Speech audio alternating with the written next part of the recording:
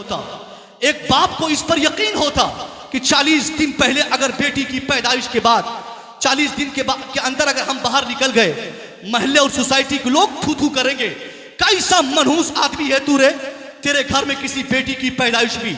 एक भाई जो किसी बहन का भाई बनता, 40 दिन तक वो अपने घर को अपने लिए जेल समझकर सुबह शाम वही रहता। वो जानता कि दुनिया कहेगी कितना मनहूस इंसान है जो किसी बहन का भाई हो चुका है। यानी एक तवील जमाना ऐसा गुजरा जब कोई बाप बेटी का बाप अपने को किसी बेटी का बाप नहीं कहता, एक भाई जो अपने को किसी बहन का भाई नहीं कर जानता। वो जमाना जब सगा बेटा अपनी माँ को औकाज के मेले में 900 दिरहम में बेचकर अपने माँ को बिके हुए रकम को अपने आपस में भाइयों ने बांटा था। तारीख तो हमें बताती है, दूर दूर तक जिस जमाने में औरतों की इज्जत प्रतिष्ठा सम्मान जिस जमाने में नहीं थी, मगर किसने उस जमाने में इंसानों के दिलों में औरतों की इज्जत का चिराग जलाया था? किस शख्सियत ने इंसानों को यह समझाया था कि जिन औरतों को रहने का इंतजाम तुम अस्तबल में कर रहे हो, जिन बेटियों को तुम जिंदा दरगोर कर रहे हो, जिन बहनों के हुकूक तुम खा रहे हो, ये बहनों के हुकूक खाना तेरे लिए सही नहीं, ये माओ को बेचना तेरे लिए दुरुस्त नहीं, ये बीवियों को अस्तबल में बांधना तेरे लिए सही नहीं। यानी औरतों की इज्जत के ताल्लुक से आज से 1500 साल पहले की तारीख इतनी घिनौनी, इतनी घटिया, इतनी बेकार तारीख है।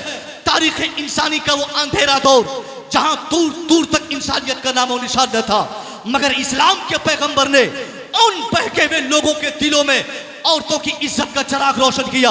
इस्लाम के पैगंबर ने माओ को बेचने वाले बेटाओं के लड़कों के दिलों में माओ की अजमत का चिराग रोशन किया। बहनों के हुकूक के खाने वाले भाइयों के दिलों में बहनों की अजमत और उसके हुकूक का चिराग रोशन फरमाया।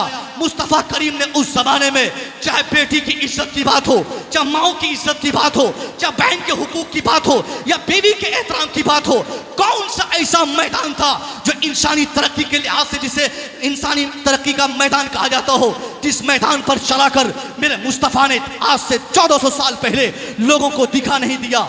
इस्लाम के पैगंबर ऐसे जमाने में औरतों की इज्जत की बात आप फरमाए जहां दूर दूर तक औरतों की इज्जत की बात तक नहीं थी। यानी इंसानियत नाम की कोई चीज जिस जमाने में नहीं थी, मगर मेरे मुस्तफ़ा अल्लाह की कसम उन लोगों को समझाया, एक दीवाने जिस माओ को तुम मेले में बेच रहे हो, ये माँ बिकने के लिए नहीं है, बल्कि अल्लाह ने इसी बिकी हुई माओ के कदमों के नीचे तेरी जन्नत डाल दिया है। वाह वाह वाह, जिंदाबाद। इस्लाम के पैगंबर ने उन बेटाओं को समझाया कि तुम माओ को बेचो मत, अल्लाह की जन्नत तेरी माओ के कदमों के नीचे है। जिन बेटियों को बाप ने जिंदा दरगोर किया था, उन बाप को इस्लाम के पैगंबर ने समझा दिया, ए बाप, अगर तुमको अल्लाह ने बाप बनाया किसी बेटी का, तो बेटी को अभागन और मनहूस मत समझो, बेटी को अपने लिए बोझ मत समझो। ये बेटी तेरे लिए रहमत है, बेटी अगर तेरे हाँ है तो अल्लाह की रहमत है। उस बाप को जब इस पर यकीन कामिल हो गया, एक ऐसा हसीन जमाने का आगाज हुआ जहां बेटियों को जिंदा दरगोर करने वाले अब बेटियों की पैदाइश की ख्वाहिश करने लगे, माओ को बेचने वाले अब माओ से मोहब्बत करने लगे, अपनी बीवियों को अस्तबल में रहने सहने का इंतजाम करने वाले अपनी बीवियों की अजमतों की बातें करने लगे। यह है तारीखी इनकलाब। ये दुनिया में जो इनकलाब बपा किया मुस्तफ़ा करीम ने, आज यही चर्चा पूरी दुनिया में है, आज यही आवाज पूरी दुनिया में है। नेता चाहे हमारे हिंदुस्तान को हो या हिंदुस्तान से बाहर का हो, अगर उनको कुर्सी चाहिए साहब, ईमानदारी से वो इस्लाम की बात करता है। इस्लाम के बताए हुए रास्ते से 1 इंच भी हटना, चाहे हमारे हिंदुस्तान का सबसे बड़ा नेता जिसे हम मिस्टर मोदी कहते हैं, जिनके घर में दूर दूर तक बीवी की इज्जत नहीं, बेटी की इज्जत नहीं, अरे उसकी क्या वो बीवी की इज्जत वो करेगा जिसकी शादी होने के 25 साल के बाद बड़ोदरा के एक डीएम के सामने शपथ ग्रहण समारोह में उसको इकरारनामे पे दस्तखत करते वक्त कांपना पड़ा, जिसको बार बार सर खुजाना पड़ा, बार बार डीएम साहब कहे कि क्या तेरी शादी हुई, वो हमारे देश के सबसे बड़े नेता कहने लगे, वाह वाह वाह, नारे तकबीर, नारे रिसालत, मसलके आला हजरत, शायर मुल्क हिंदुस्तान हजरत नदीम रजा फैजी मधुपुरी, हजरत अल्लामा मुफ्ती मुसव्विर रजा मिसबाही, जिंदाबाद जिंदाबाद। वाह वाह वाह वाह, क्या कहने उलमाए अहले सुन्नत, वाह।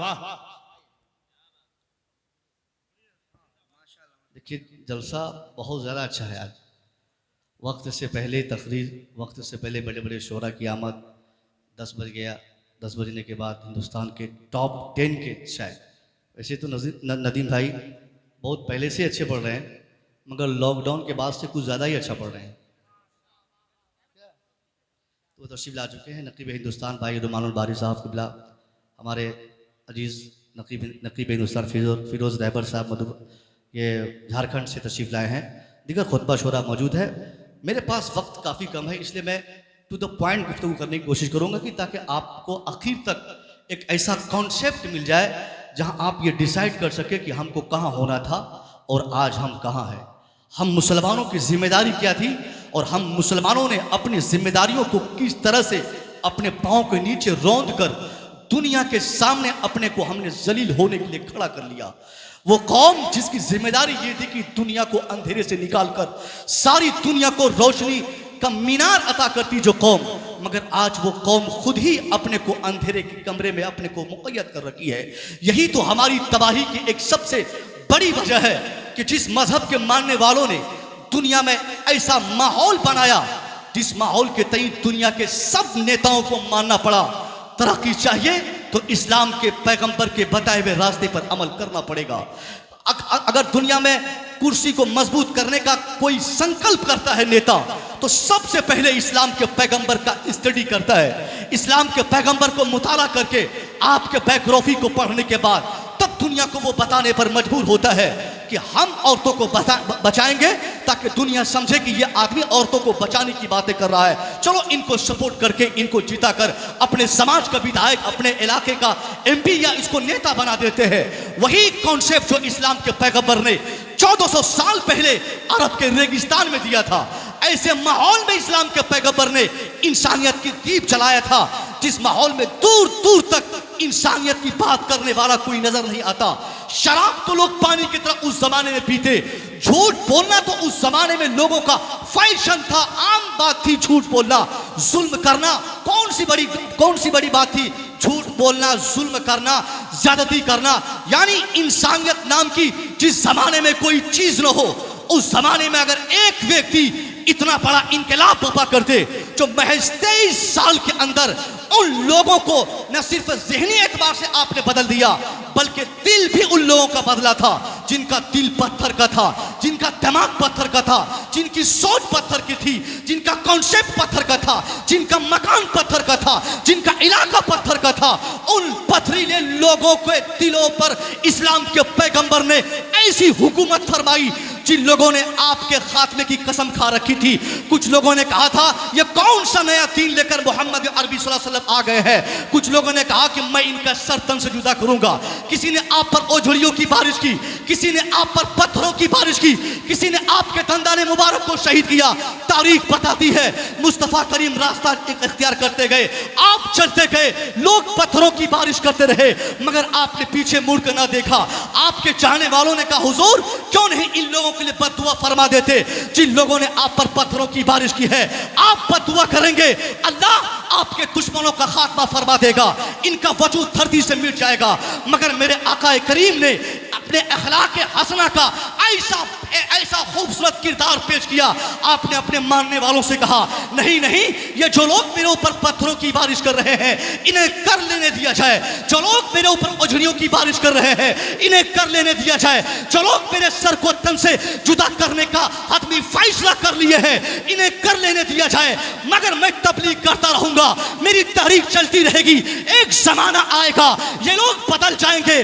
दुनिया ने देखा, निगाह नबुव्वत ने जिस चीजों का वादा फरमाया था, मुस्तफा करीम ने जिन चीजों को हाईलाइट करते हुए कहा था, ए दुनिया जो लोग मेरे ऊपर पत्थरों की बारिश कर रहे हैं वो लोग कल मेरे ऊपर दुरूद और सलाम की बारिशें करेंगी। अब वो दुनिया के तमाम लोग, पूरी दुनिया बारिशें करती नजर आई।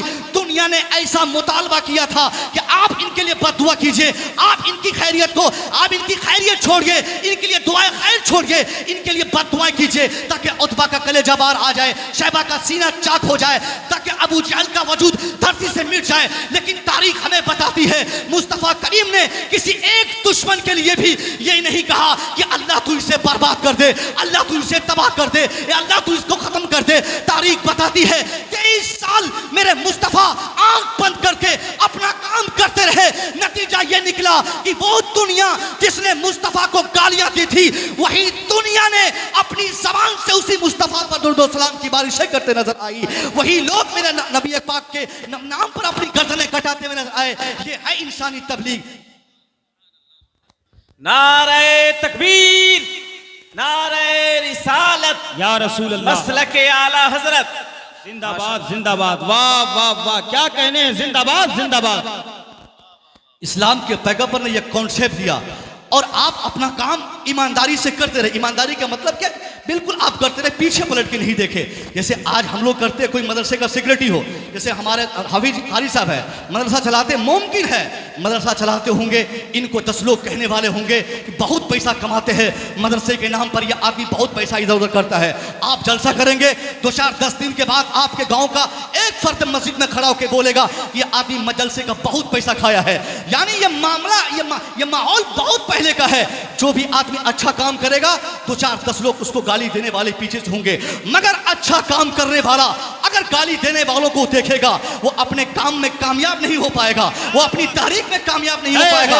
उसके लिए बेस्ट रास्ता यह है, गाली देने वाले, बुरा भला कहने वाले, उनको अच्छा ना कहने वाले पीछे रहते रहे, वो अपनी तारीख लेके आगे बढ़े। एक दिन ऐसा आएगा जो लोग मदरसा चलाने वाले को, जलसा करने वाले को, नेक काम करने वाले को बुरा कह रहे हैं, 2-4-10 साल काम करने वाला अपना काम ईमानदारी से करे, सारे दुश्मन उनके दोस्त बनते नजर आएंगे। नारे तकबीर, नारे रिसालत, मसलके आला हजरत, उलमाए अहले सुन्नत, नारे तकबीर, नारे रिसालत, क्या कहने हैं, जिंदाबाद जिंदाबाद। यह है तहरीक का मतलब।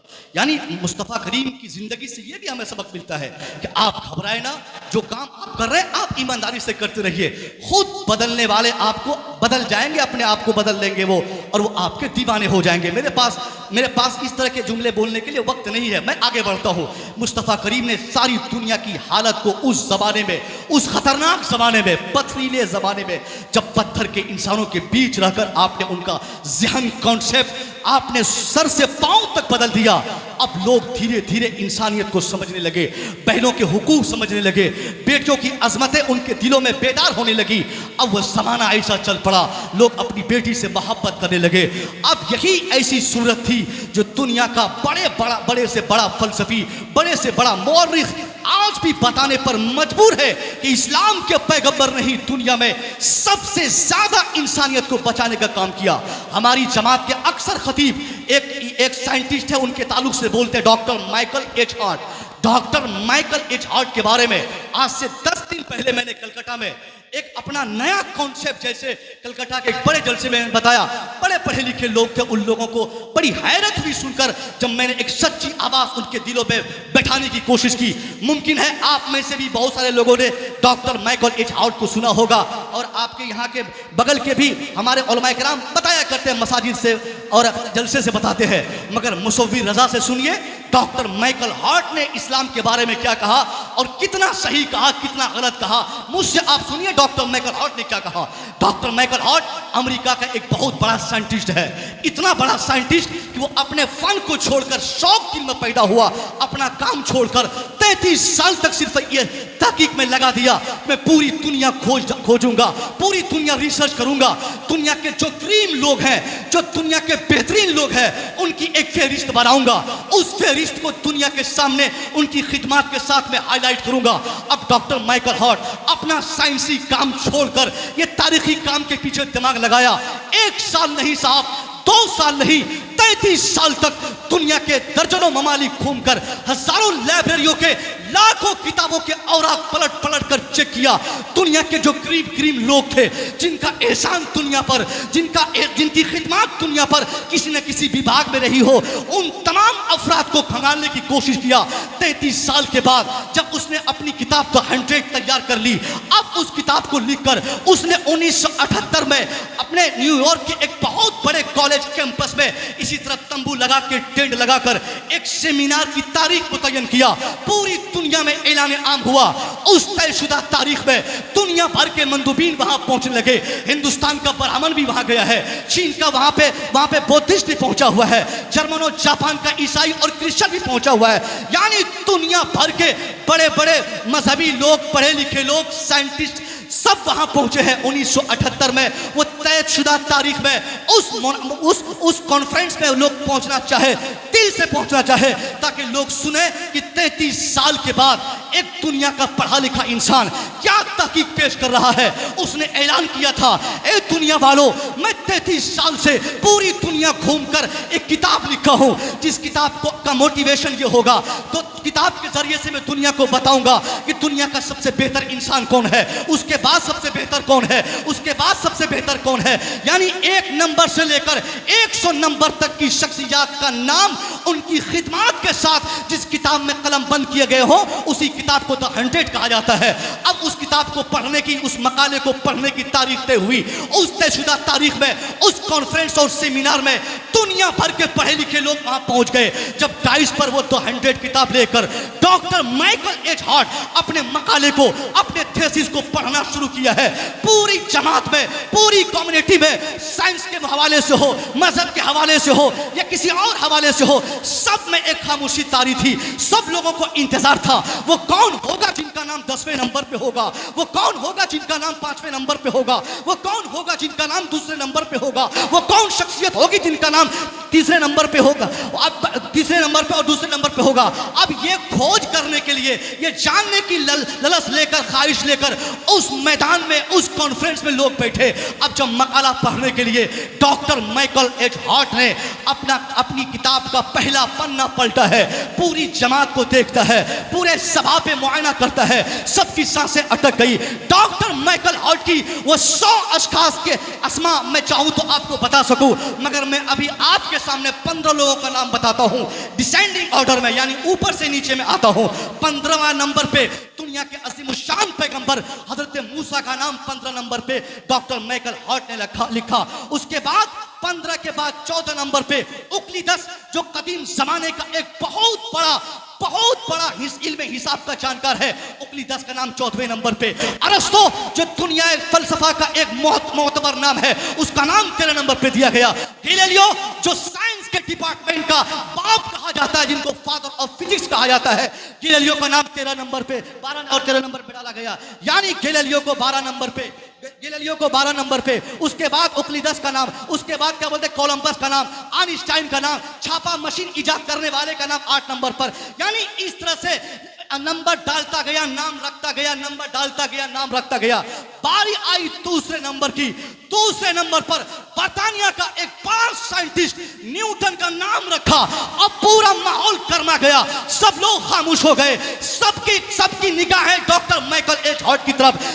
हर आदमी जो जिस मैदान का था, सबने अपना अपना कलम रोक दिया, सांसें रुक गई। अब सब लोग इस इंतजार में बैठे रहे, वो कौन सी शख्सियत होगी, वो कौन सा फर्द होगा, वो कौन सा इंसान होगा जिसका नाम इन 100 लोगों के बीच में पहली पोजीशन पे होगा। अब डॉक्टर माइकल हार्ट अपनी किताब बंद करता है, किताब बंद करके पूरे मजमे को खिताब करते हुए कहता है, ए दुनिया सुन ले, यहाँ पे मैं जानता हूँ तुम में से अक्सर साइंटिस्ट हो, अक्सर बुद्धिस्ट हो, अक्सर किसी और मजहब के मानने वाले हो, कोई क्रिश्चियन हो, कोई ईसाई हो, कोई यहूदी हो, कोई जैव हो, कोई हिंदू हो, मगर मैं ईमानदारी से बोल रहा हूँ, मैंने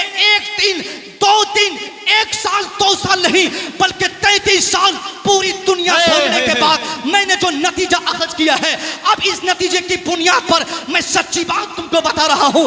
डॉक्टर माइकल एच हार्ट कहता है, ए दुनिया वालों, हजरत मूसा का नाम 15 स्थान पे देना था, मैंने दे दिया। ऑक्लीदस को 14 नंबर पे, अरस्तु को मैंने 13 नंबर पे, गैलीलियो को मैंने 12 नंबर पे, यानी जिसको जहां सेट करना था मैंने वहां किया। कहीं माइकल फैराडे को, कहीं आइंस्टाइन को, कहीं न्यूटन को, कहीं कहीं किसी और को मैंने सेट किया, मगर एक नंबर पे अगर पूरी दुनिया में कोई शख्सियत का नाम आ सकता है, वो कोई और नहीं, वो इस्लाम के पैगंबर मोहम्मद अरबी की साथ है। नारे तकबीर, नारे रिसालत, मसलके आला हजरत उलमाए अहले सुन्नत हजरत अल्लामा मुफ्ती मुसव्विर रजा मिसबाही।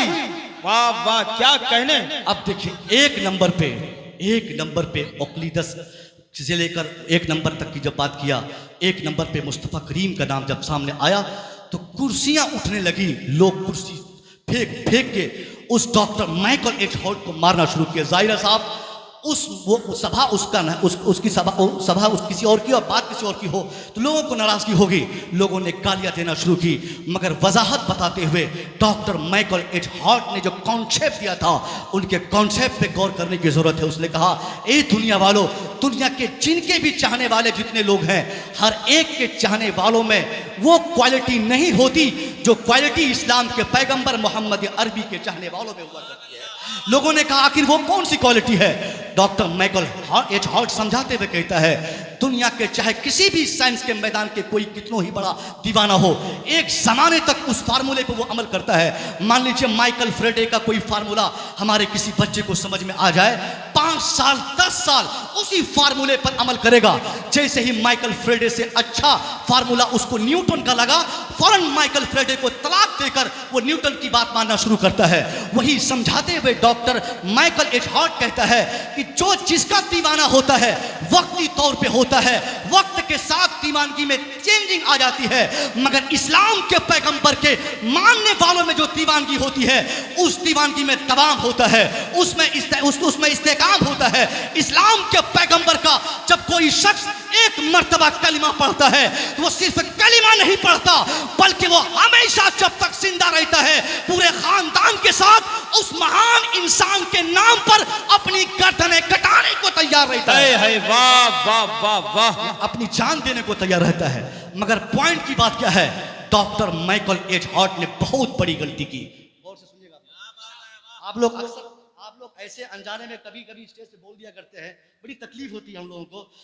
बहुत शौक से हमारे खुतबा बोलते हैं, वाह क्या गजब कर दिया डॉक्टर माइकल एच हार्ट ने, बड़ा एहसान कर दिया इस्लाम के पैगंबर का नाम पहली पोजीशन में देकर। मैं कहता हूं, डॉक्टर माइकल एच हार्ट की क्या औकात जो मेरे मुस्तफ़ा के नाम को पहली पोजीशन पे दे। मैं कहता हूं कि डॉक्टर माइकल हार्ट का मोहताज हम नहीं है, वो इस्लाम के पैगंबर जिनकी क्वालिटी को बयान करने के लिए मुकम्मल कुरान उतरा हो, मुकम्मल किताब मौजूद हो, जिनके सफ़र का तज़किरा कुरान में, जिनके चलने का तज़किरा कुरान में, जिनकी आंखों का जिक्र कुरान में, जिनके हाथ का तज़किरा कुरान में, यानी जिनके नाम पर जिनको साबित करने के लिए मुकम्मल कुरान हमारे पास मौजूद हो। फिर हमको इसकी जरूरत नहीं कि हम डॉक्टर माइकल एच हार्ट की वो द 100 किताब का हवाला देकर अपने लोगों को हम समझाएं। ये हम नहीं कह सकते, हमारा ईमान ये गवारा नहीं करता कि हम अपनी महफिलों से लोगों को ये बताने की कोशिश करें। डॉक्टर माइकल एच हार्ट के ताल्लुक से मैंने जो कलकत्ता में कहा, बात मुझे याद आई, मैं आपको भी बताना चाहता हूं। मुझे अगर वक्त मिलेगा इंशाअल्लाह उसकी तरदीद और रिजेक्शन में मैं बहुत जल्द एक किताबचा लिखकर डॉक्टर माइकल एच हार्ट और उन जैसों की बातें करने वालों के मुंह पर एक जोरदार तमाचा रशीद करने के लिए मैं किताब लिखते हुए कहूंगा कि डॉक्टर माइकल एच हार्ट ने इतनी बड़ी गलती क्यों की। अब वो गलती कहां किया उसने, अब आप मुझसे सुनिए। वो गलती ये हुई, मैं जानता हूं इस्लाम के पैगंबर पहली पोजीशन पे है, वो सिर्फ 100 लोगों के बीच में नहीं है, 1000 के बीच में नहीं, 1 लाख के बीच में नहीं। अरे दुनिया के जिन 100 लोगों का नाम डॉक्टर माइकल एच हार्ट ने अपनी किताब द 100 में लिखी है, उनमें से कौन है जो मेरे मुस्तफा के सामने खड़ा होने की औकात रखता हो? कोई नहीं। क्या बात है, हक है। दूसरे नंबर पे लाए, तीसरे नंबर पे लाए, दूसरे नंबर पे न्यूटन का नाम दिया गया तहकीक की बुनियाद पर, रिसर्च की बुनियाद पर। ये तो हमारी मस्जिद के इमाम साहब अपनी तहकीक हर जुमा को मस्जिद में बताते हुए कहते हैं, अफजल बशर बादल अंबिया की तहकीक अबील मोमिनीन अबू बकर सिद्दीक अकबर को तमाम अंबिया के बाद तमाम इंसानों में सबसे क्या बेस्ट कहने हैं, हमारे वाह। उलमा बयान करते हैं वो तहकीक के मुताबिक सिद्दीक अकबर है। मगर माइकल हार्ट ने क्या किया, दूसरे नंबर पे न्यूटन का नाम दिया। इस पर हमें एतराज है। पूरी दुनिया में, दुनिया इंसानियत में सबसे बेस्ट इंसान मेरे मुस्तफ़ा है। उसके बाद अंबिया के बाद सबसे बेस्ट हजरत अबू बकर सिद्दीक है। वाकई वो उसकी तहकीक गलत है, वो डॉक्टर माइकल एच हार्ट समझे, वो जाने।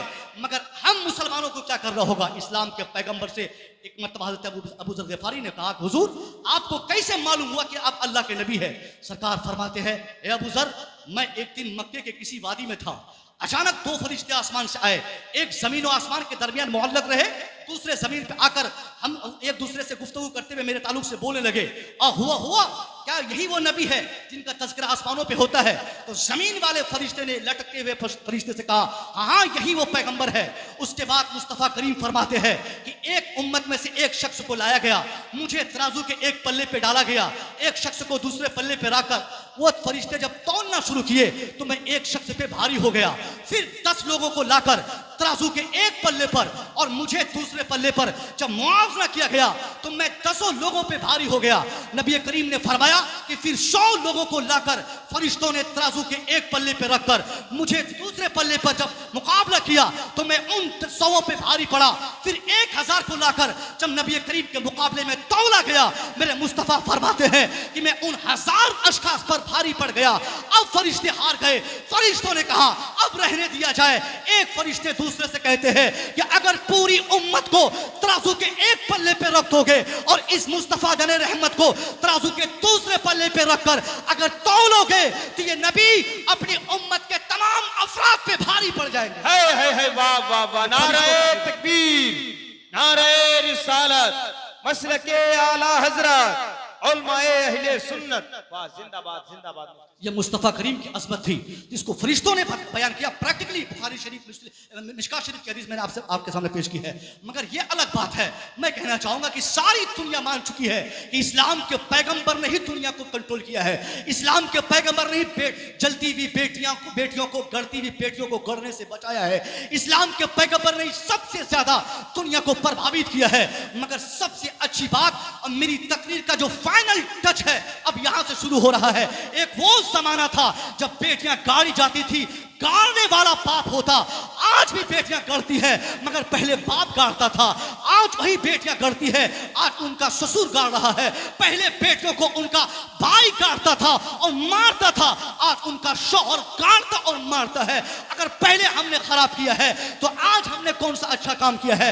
अगर हमारे मुआशरे में आज बेटियां महफूज नहीं है तो हमको झांकना पड़ेगा, हमको समझना पड़ेगा, हमको सोचना पड़ेगा। जिस मुस्तफ़ा जलाल रहमत का हम कलमा पढ़ते हैं, जिनके नाम का हम कलमा पढ़ते हैं, जिस मुस्तफ़ा के नाम से हम जिंदा रहने की कसमें खाते हैं, उस मुस्तफ़ा जलाल रहमत ने औरतों को बचाने का, औरतों को सम्मानित करने का, औरतों को इज्जत देने का आज से 1400 साल पहले जो अभियान चलाया था, उस अभियान का हम कितना बड़ा हिस्सा बन रहे हैं जरा हम गौर तो करें। आज हमारी बेटियां महफूज नहीं, आज हमारी बहू महफूज नहीं, आज हमने अपने समाज को जलाने का, सताने का, तबाह करने का हमने कोई रास्ता नहीं छोड़ा है। पहले बाप गाड़ा था, आज ससुर गाड़ रहा है। पहले बेटियां जलील समझी जाती थी, बोझ समझी जाती थी, आज बहू को लोग बोझ समझ रहे हैं। ये कैसा जमाना, कैसा हम मुसलमान है। एक मौलवी साहब आज से 5 दिन पहले मुझे 5-7 दिन पहले मुझे फोन करके बोले, हजरत आप तो खतीब आदमी है, मेरी जिम्मेदारी को झंझोड़ते हुए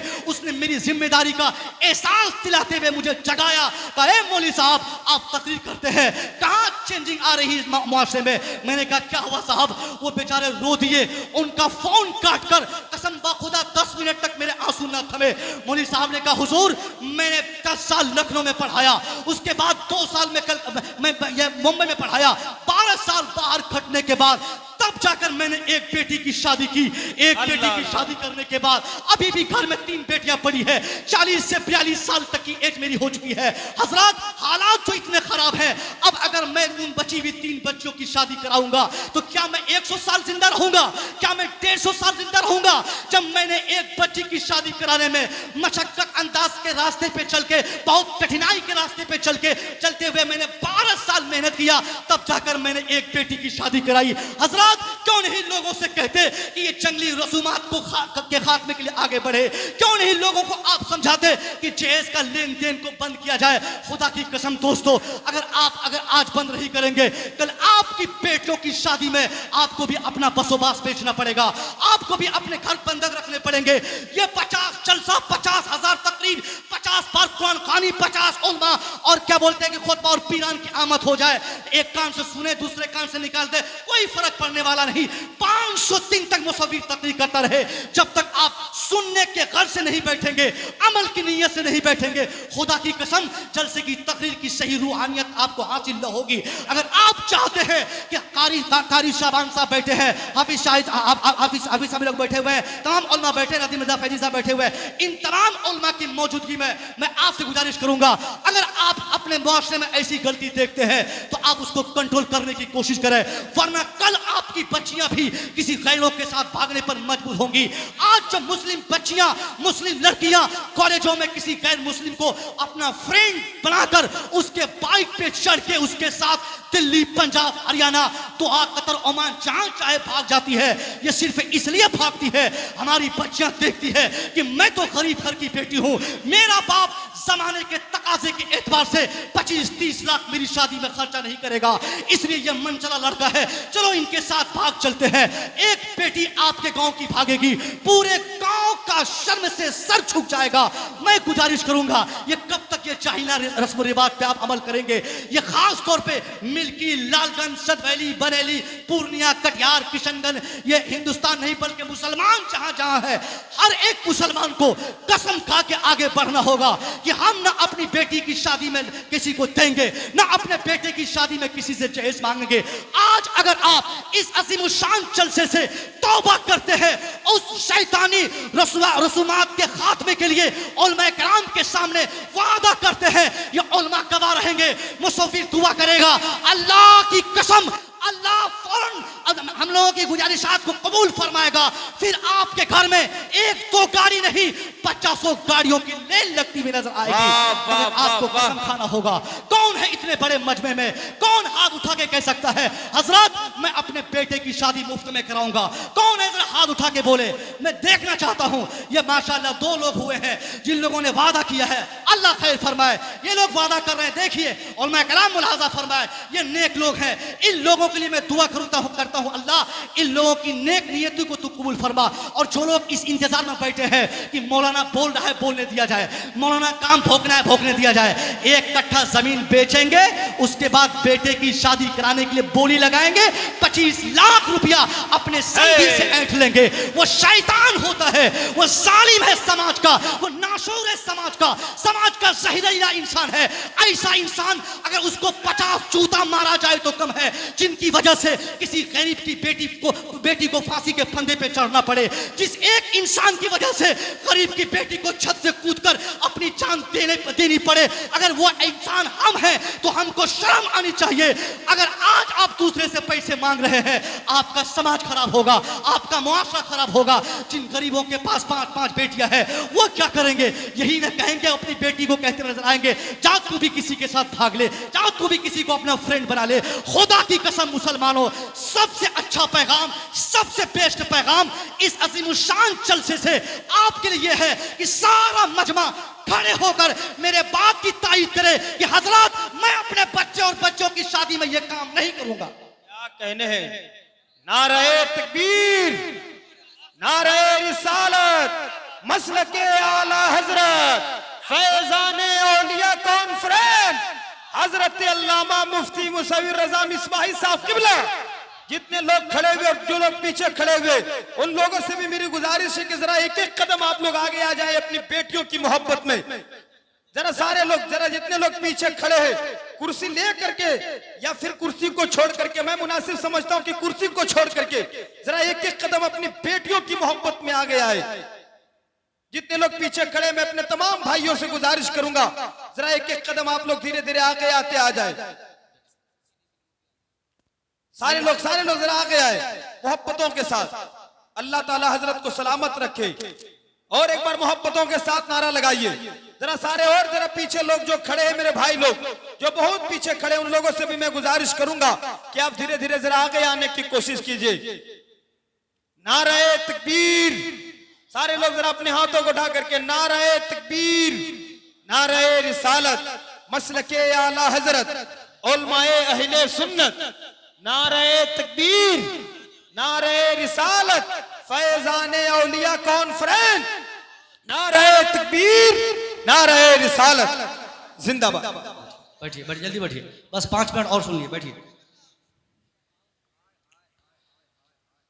बेटी की पैदाइश जब से होती है आज हमारे माशरे में, कौन कहता है कि बेटी जहमत नहीं? आज भी बेटियों को हम जहमत समझते हैं। इन हालात से डरने के बाद, यानी हालात हमने ऐसे खराब कर चुके हैं, दौरे जाहिलियत का वो ज़माना फिर पलट के आ चुका है। आज भी बाप डरता है कि हम किसी बेटी का बाप न बने, क्योंकि हमने हालात इतने बदल दिए हैं, हमारा माशरा इतना ख़राब हो चुका है। शादी करने के बाद भी साहब अक्सर लोगों से शिकायतें मिलती हैं, हम लोग के पास फ़ोन कॉल्स आते हैं कि हजरत मेरे पास एक छोटी सी दुकान थी, मैंने अपनी दुकान बेच डाली बेटी की शादी के वक्त, मैंने अपनी ज़मीन बेची बेटी की शादी कराते वक्त, ज़मीन प्रॉपर्टी मकान सारी चीज़ बेचकर मैंने अपनी बिटिया की शादी कराई। शादी के महज 6 महीने नहीं हुए हजरत, मेरे दामाद ने मेरी बेटी को डंडे से मार के मैं अपने घर से निकाल के बाहर कर दिया। मेरा समधी भी मेरी बेटी को मार रहा है, मेरी समधिन भी मेरी बेटी को मार रही है। यानी ये माशरा कितना खराब हो चुका है। एक जमाना था जब बाप मारता था, आज वो जमाना फिर लौट के आ गया है कि ससुर जो एक बाप की हैसियत से हुआ करता है वो भी अपनी बहू को मारने, सताने, उसके ऊपर ज्यादती करने में कोई कमी नहीं छोड़ता। हर माशरे में ये बीमारी है। मैं समझता हूँ किसी एक घर में अगर बीवियों को बेटियों को सबको एक साथ एक सम्मान की इज्जत मिलती हो, मगर अक्सर गांव इलाके से यही शिकायत मिलती है, शादी करने के बाद एक लड़का इतना मन चला होता है, एक आदमी जो मन में होता है बीवी को बोल दिया, जहां हुआ मन का मार दिया, जो मन में हुआ कह दिया, जब मन में हुआ तलाक दे दिया। मुफ्ती साहब समझेंगे, मौलवी साहब समझेंगे, मैं तो फायरिंग कर दे रहा हूं। यानी बीवी को खिलौना आज लोग समझते हैं।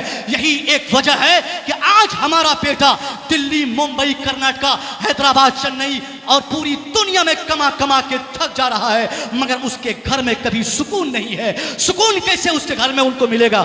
इसलिए सुकून नहीं है क्योंकि उस शख्स ने घर की रानी को कभी सुकून में रहने का वक्त नहीं दिया। घर की रानी जिसे कहा जाता है, जिस बीवी को रानी कहा गया है, उसको नौकरानी समझकर उसके साथ जालिमाना बर्ताव किया। यही वजह है अल्लाह नाराज हुआ, उसके घर से सुकून के बादल छट गए।